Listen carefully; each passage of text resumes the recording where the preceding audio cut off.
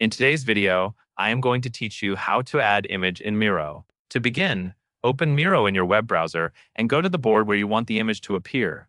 This can be a new board or an existing one you are already using for planning, brainstorming, or documentation.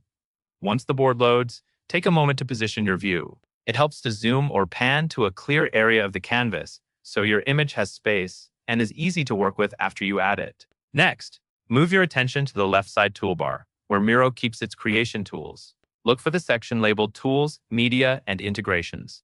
This area is where you can add rich content to your board, beyond shapes and sticky notes. Click to open it, and then find the option called Image and Icons. This is the feature that lets you insert visual content directly onto your canvas. After you open Image and Icons, you will see ready-made templates you can choose from. These templates are useful when you need quick visuals without spending time searching elsewhere. If you already see something that fits your board, you can select it and place it onto the canvas.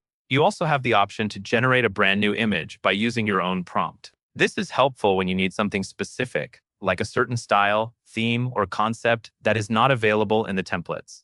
Take your time when writing your prompt. Clear descriptions usually lead to better results.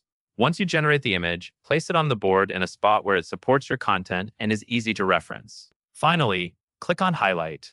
This helps you emphasize important parts of your board, including images you just added, especially when you are presenting or guiding someone through the canvas. Highlighting can also make key visuals stand out among other elements like text, shapes, and connectors. That covers everything you need to know, and that is all there is to it.